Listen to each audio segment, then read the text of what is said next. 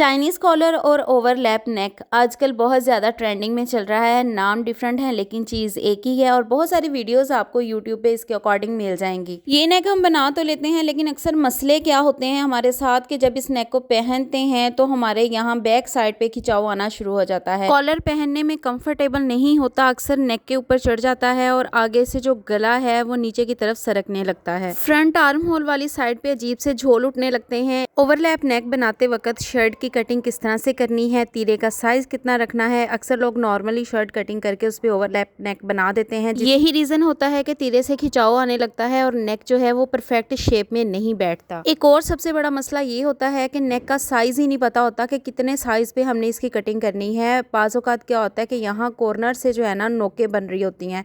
गर्दन का साइज जो है यहाँ दरमियान में बहुत कम जगह पे आ रहा होता है और साइडों से अजीब तरह से नोकें जो है वो बाहर की तरफ निकलती हैं। तो आपने वीडियो को स्किप नहीं करना, फुल वॉच करना है। चलें जी वीडियो को स्टार्ट करते हैं। सबसे पहले इस चीज़ को समझ लेते हैं कि हमने शर्ट की कटिंग किस तरह से करनी है। तो आपने जब भी ओवरलैप नेक बनाना है तो आपने शर्ट की जो बैक साइड है उसको आपने 1-1.25 इंच बढ़ा के रखना है। इसके बाद बारी आती है तीरे की। तो तीरा आपने हमेशा 1 इंच ज़्यादा लेना है। जितना भी आपके तीरे का साइज़ है उससे 1 इंच आपने तीरा इजाफी लेना है, क्योंकि जब हम राउंड नेक बनाते हैं ना तो उसमें तीरा जो है वो बॉडी पे फैलता है, एडजस्ट हो जाता है। लेकिन जब आप कॉलर वाला नेक पहनते हैं ना तो उसमें तीरा स्टक हो जाता है एक ही जगह पे। तो यही वजह होती है कि जब आप इस तरह का नेक बनाते हैं तो आपके तीरे वाली साइड पे खिंचाव आता है। अब हमने जब तीरा डाउन करना है तो 1.25 इंच पे हमने तीरा डाउन करना है।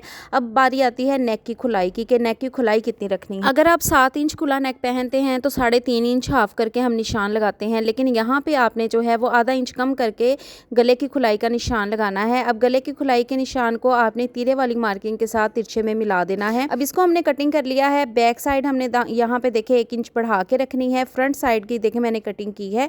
बैक साइड हमने 1 इंच बढ़ा के रखने के बाद इसको भी इस तरह से तिरछी मार्किंग कर लेनी है। कटिंग करने से पहले जब आप शर्ट की लंबाई उतारेंगे तो आपने बैक साइड की लंबाई फ्रंट से 1 इंच बढ़ा के उतारनी है। अब इस जगह से देखे मैंने 1 इंच फैब्रिक बढ़ा के रखा था, इसको मैं इसके ऊपर फोल्ड करके दिखा। आधा इंच कपड़ा सिलाई में चला जाएगा और आधा इंच कपड़ा जो है वो हमारी फ्रंट साइड की तरफ बढ़ के आएगा। अब बुकरम का पीस किस तरह से लेना है इस चीज को समझ लें। बुकरम का पीस आपने किनारी वाली साइड की तरफ से नहीं लेना, इस तरह से आड़े रुख से आपने जो है वो बुकरम कटिंग करनी है। अब बॉर्डर आपने देख लेना है कि बॉर्डर की चौड़ाई कितनी है। मैं 1.25 इंच चौड़ाई की पट्टी जो है वो रेडी कर रही हूँ। आप अपने बॉर्डर के अकॉर्डिंग जो है वो पट्टी की चौड़ाई देख लें। 43 इंच हमने टोटल बुकरम की लंबाई लेनी है। अब किनारे वाली साइड को आपने अच्छे से प्रेस कर देना है बुकरम के ऊपर। इसके बाद आपने दोबारा से इस तरह से इसको पलट के प्रेस करना है। प्रेस करते वक्त आपने हल्का हल्का शावर जरूर करना है, इससे क्या है कि क्रीज बहुत अच्छे से बन जाती है। अब इसको प्रेस करके एक्स्ट्रा फैब्रिक मैंने कटिंग कर दिया है।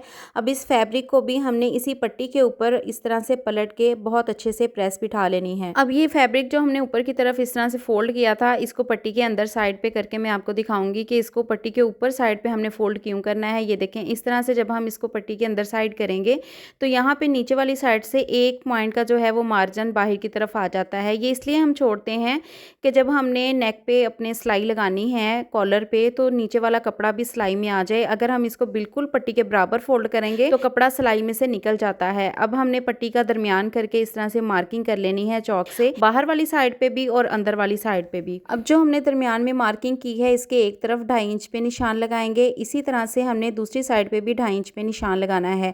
अगर आप गले की खुलाई 3 इंच रखते हैं तो यहाँ पे आपने 2.5 इंच पे मार्किंग करनी है, मतलब कि आधा इंच आपने कम करके निशान लगाना है। अब यहाँ से देखें हमने पट्टी को फोल्ड करना है तो ये जो मार्किंग हमने की है इसके बिल्कुल बराबर इस तरह से आपने पट्टी को फोल्ड करना है। पट्टी की जो नोक है वो इस तरह से इसी मार्किंग के बिल्कुल साथ बननी चाहिए और दूसरी तरफ से भी इसको फोल्ड करके प्रेस कर लेंगे। अब यहाँ से ये नीचे वाली साइड से आपने जो है वो नेक की लंबाई लेनी है। जितना लंबा आपने नेक रखना है उसके मुताबिक आपने निशान लगाना है। मैं यहाँ पे 7.5 इंच पे निशान लगा रही हूँ। इसी तरह से हमने दूसरी साइड पे भी 7.5 इंच पे निशान लगा लेना है। दोनों तरफ निशान लगाने के बाद आपने इस तरह से इन किनारों को पकड़ना है और बाहर की साइड इस तरह से फोल्ड कर देना है। ये दरमियान वाली साइड बाहर की तरफ आनी चाहिए।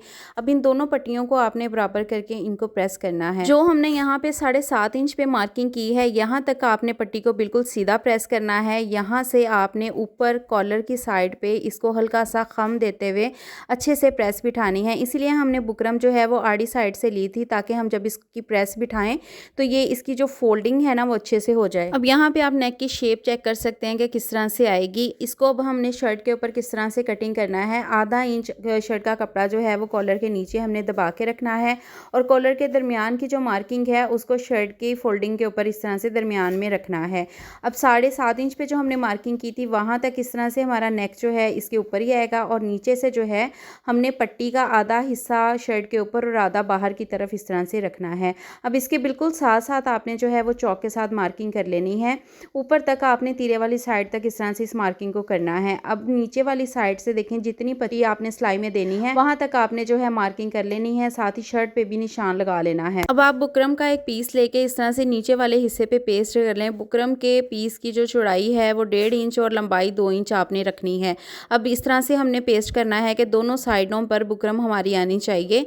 अब हमने कटिंग करनी है जब तो इस तरह से आधा इंच कपड़ा जो है वो आपने छोड़ना है मार्किंग के आगे, बिल्कुल मार्किंग के ऊपर ऊपर आपने कटिंग नहीं करनी। जो हमने निशान लगाया है वहाँ पे हमारी जो है वो सिलाई आएगी, ऊपर तक आपने कपड़ा कटिंग कर देना है। अब नीचे वाली जो साइड है जहाँ पे हमने बुकरम पेस्ट की थी वहाँ से आपने इस तरह से तिरछा कट लगाना है यहाँ तक जहाँ तक हमने मार्किंग की हुई है। अब बुकरम के नीचे वाले पीस को आप ग्लू लगा के बैक साइड की तरफ अच्छे से फोल्ड कर दें। अब हमने तीरे की सिलाई लगानी है तो तीरे की सिलाई पहले एक साइड की हम लगाएंगे, इसी तरह से हम दूसरी साइड की भी सिलाई लगा लेंगे। तीरे की सिलाई लगाने के बाद यहाँ पे देखें हमने बैक वाली जो साइड है वहां से हल्का सा इस तरह से कट लगा के तो आपने जो है थोड़ा थोड़ा सा कपड़ा इसका जो है वो कटिंग कर देना है। और ये जो तीरे का कपड़ा है ये आपका जो है वो बैक साइड की तरफ होना चाहिए, इसको आप अच्छे से प्रेस करके बैक साइड की तरफ कर लें। अब यहाँ पे हमने अपनी पट्टी अटैच करनी है तो पट्टी आपने बैक साइड का जो मिड किया है वहां से अटैच करनी स्टार्ट करनी है।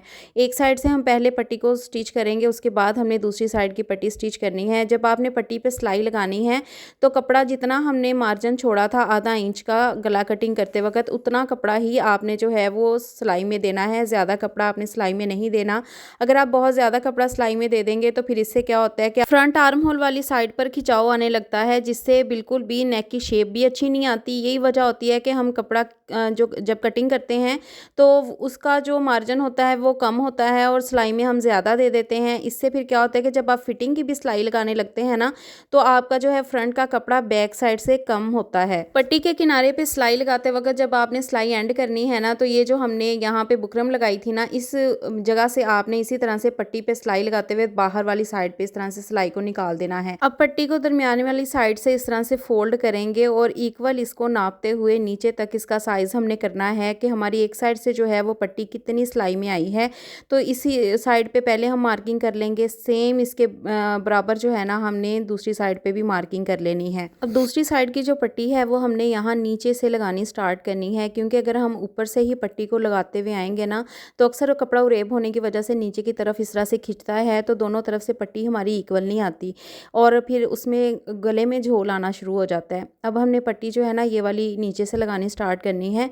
ये जो दूसरी साइड की पट्टी हमने लगाई है इसको पलट के बैक साइड की तरफ कर दें ताकि पट्टी हमारी इजीली दूसरी साइड की जो है ना वो स्टिच हो जाए। अब इस पट्टी के अंदर हमने जितना मार्जिन कपड़े का दूसरी साइड से दिया था इतना ही इस तरफ से भी देंगे और मार्किंग हमने क्योंकि इसकी कर ली हुई है कि कितनी पट्टी जो है वो सिलाई में जानी है तो यहाँ से अब हम इसको सिलाई लगाना स्टार्ट करेंगे और सेम उसी तरह से जैसे एक साइड से हमने पट्टी अटैच की है उसी तरह से इस पट्टी को भी हमने अटैच कर लेना है। गले की चौड़ाई मैं आपको ऑलरेडी बता चुकी हूँ कि आपने किस तरह से लेनी है। अगर आप 7 इंच खुला गला पहनते हैं तो आपने जो है वो 1 इंच कम करके गले की मार्किंग करनी है, क्योंकि अगर आप 7 इंच खुला ही गले का मार्जिन रख देंगे ना तो फिर आपके कॉलर की नोकें बनने लग जाती हैं जो कि बहुत ही बुरी लगती हैं। गला बनाने के बाद यहाँ पे पट्टी जब हमने बंद करनी है तो वो हमने ये जो हमने मार्किंग की थी 7.5 इंच यहाँ तक सिलाई लगा के बंद नहीं करनी, हमने 1.5 इंच नीचे जो है वो मार्किंग करके तो यहाँ तक हमने बंद करनी है, क्योंकि ऊपर वाली साइड से जब गला पहनेंगे तो फिर हमें थोड़ा सा मार्जिन भी चाहिए।